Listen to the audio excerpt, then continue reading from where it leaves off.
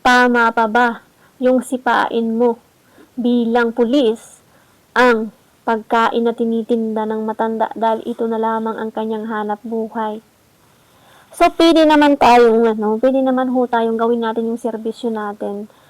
Kasi, syempre, yung mga tao, gaya natin, naghahanap buhay ka din, trabaho mo, naghahanap buhay din sila. So, pwede naman po natin silang kausapin ng maayos, and then wag na ho natin sipain yung tinitinda nila. So, napakarami kong nakikita na nagtatrabaho, tapos yung mga paninda nila, pag pinapaalis sila sa pwesto, is, grabe yung ginagawa nila sa tinda. At least talagang inaano na nila sa kalsada, nagkalat na.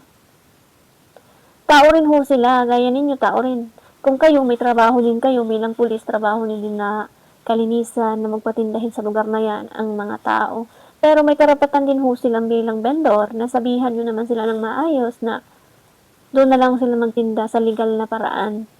Wag na ho yung sana na sisipain mo pa yung pagkain na tinitinda nila. Tsaka mahabag naman po tayo. Matanda na yung tao. Naghahanap buhay lang sila ng marangal para may ilaman sila sa sikmura. Hindi ko malaman, bakit kaya may mga taong ganito, no?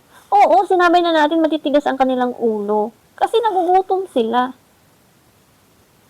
Kasalanan ba ng tao na mahirap sila at kailangan lang nilang maghanap buhay?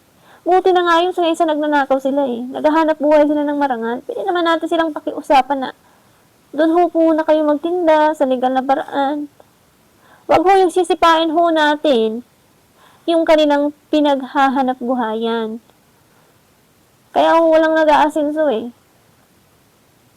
Yung mga tao, matanda na, naghahanap buhay. Yun lang ang alam nilang hanap buhay. Kailangan mo ba nating sipa-sipain ang paninda nila para bago sabihan sila?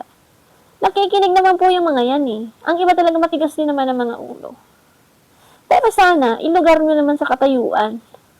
Diba, tingnan nyo, napakatanda ni tatay. Pero sinapa-sipa niya yung paninda.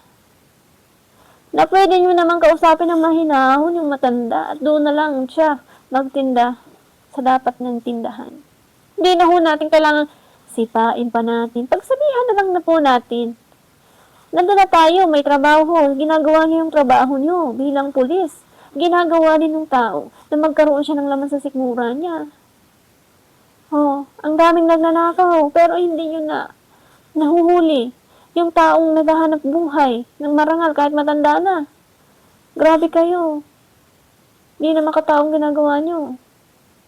Maharap naman kayo kay tatay. Na napakaraming vendor na ganyan.